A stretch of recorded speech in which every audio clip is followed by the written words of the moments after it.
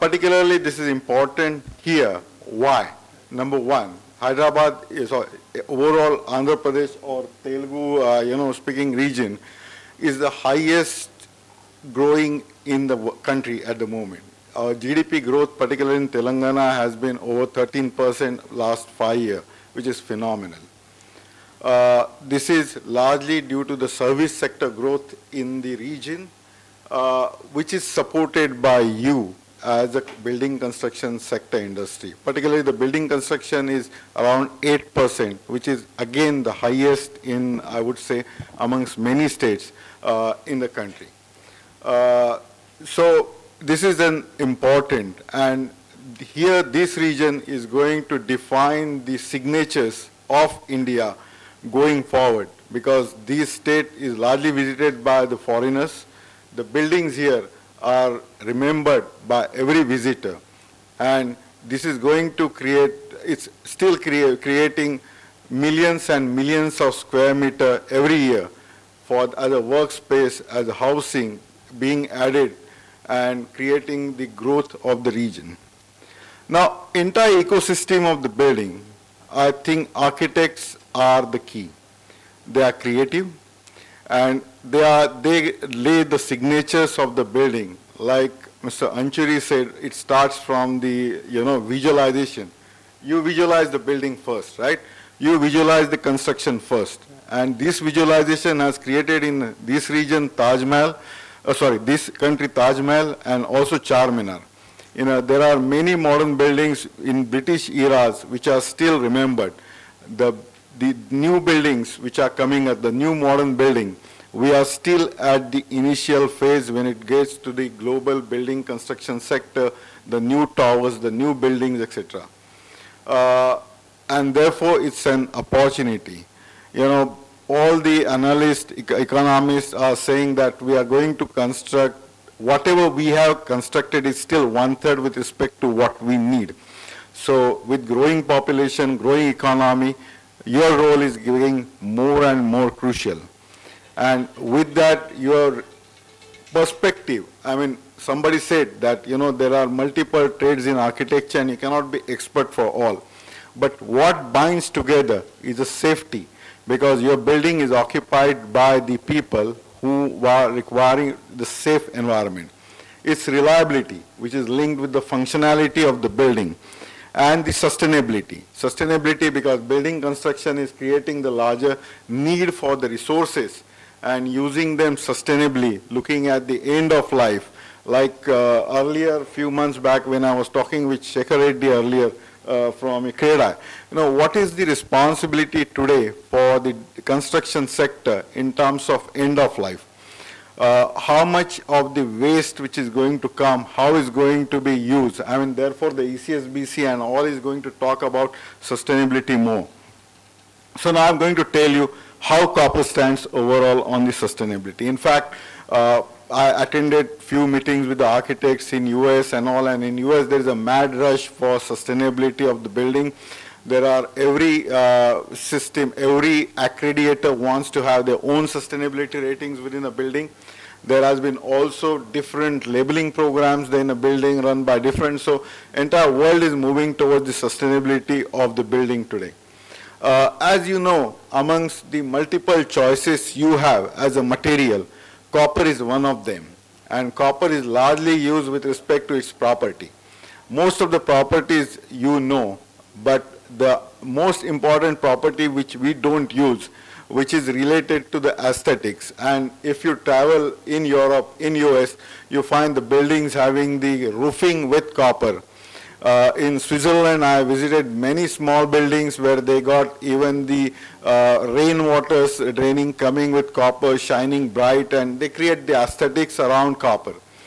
One more property, which is antimicrobial property, which is underplayed, and well certification programs of US in building, they give importance to particularly after the pandemic happened 2 years back, and it's coming now again. But how antimicrobial, how the environment, working environment remains healthy within a building. So all those properties are, scores very positive for copper.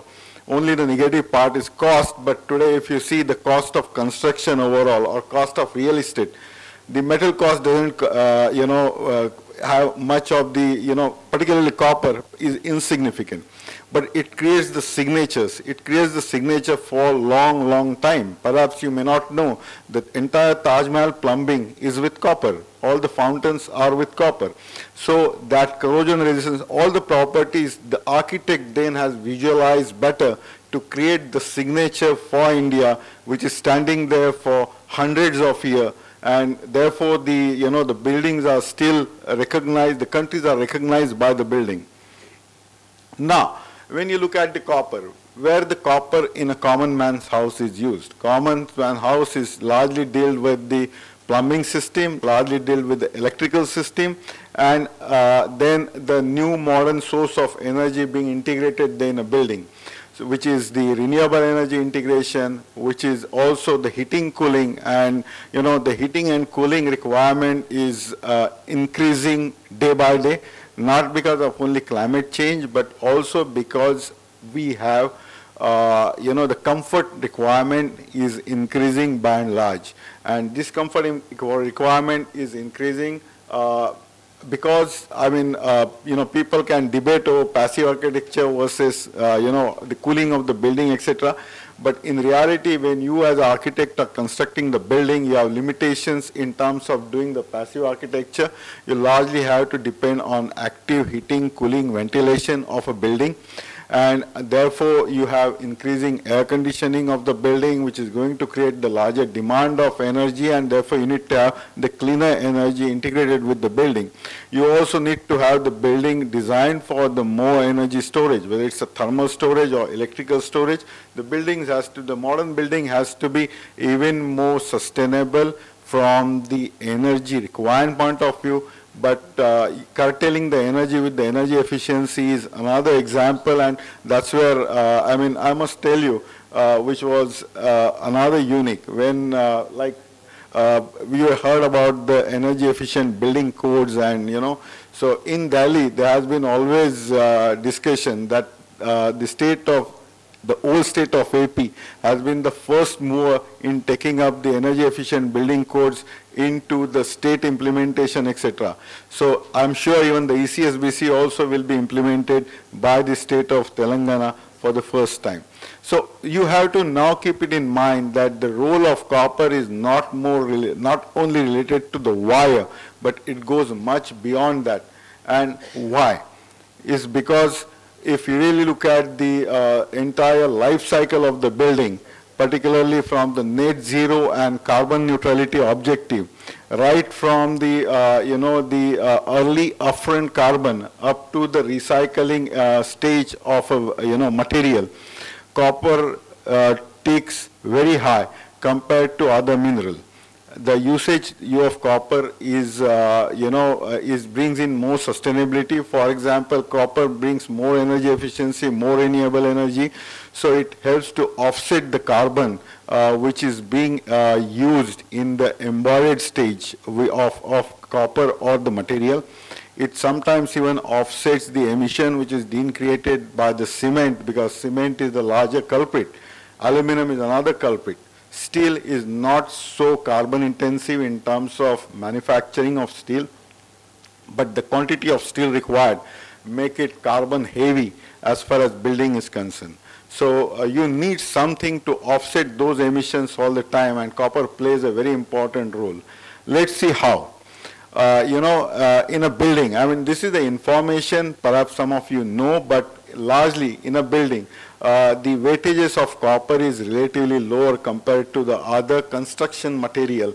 Copper is not really the construction material, but steel and aluminum is getting more as a construction material.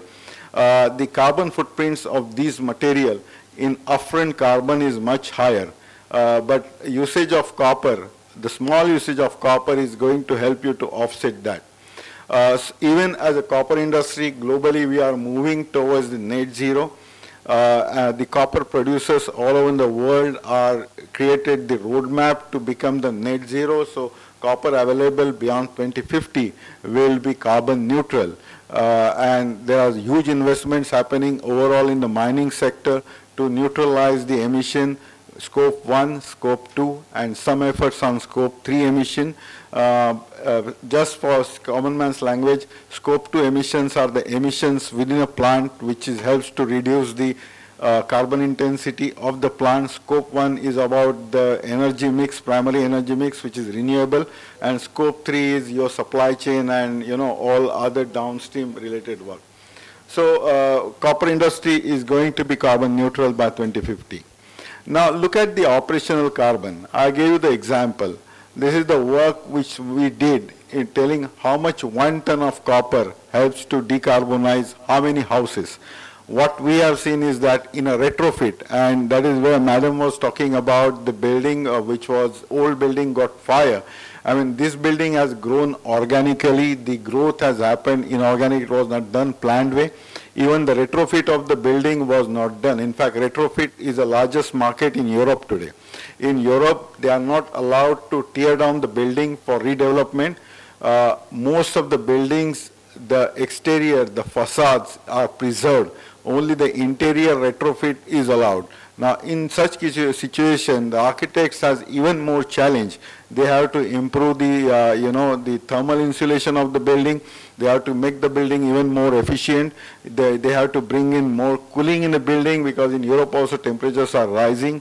In 1 month down the line, you will see many people, I mean, you will hear the news in Europe about increasing temperatures and creating discomfort, etc. In a city like Paris, the summer becomes unbearable. So the energy efficiency is coming up, hitting cooling. Then the renewable integration is being brought to copper. So copper helps in terms of reducing the overall footprint, even at the retrofit, forget about the new building. Also, when we talk about the embodied carbon, particularly in India perspective, we have very least carbon footprint as an industry because our industry doesn't have mining. And since we don't have mining, the carbon footprints in our country are 0.02%, which is very insignificant with respect to the other parts of the world. And we need to leverage this fact when you are building the future buildings of the country. More so, copper is recycled, and in terms of the current copper usage, around 38% of the copper we use a recycled copper. Now, copper recycling actually helps to bring down the emission by 85% overall compared to the new copper. So we as a copper industry are behaving more responsibly as the environment is concerned. But this story is not told to the architect who decides for the metal. And I think you should keep all those aspects in your mind when you are, selecting the material and the metal, and not just by the first cost, because the developer community here, or the builder community will always try to drive down the first cost, but first cost overall in terms of functionality of the building is insignificant, really insignificant. And therefore, the materials, the technologies, the design should be more future-proof use. And all these signatures you all will be doing for future India. And if you can't have your say in bringing that sustainability, we are going to have a larger problem for the generations to come. Thanks.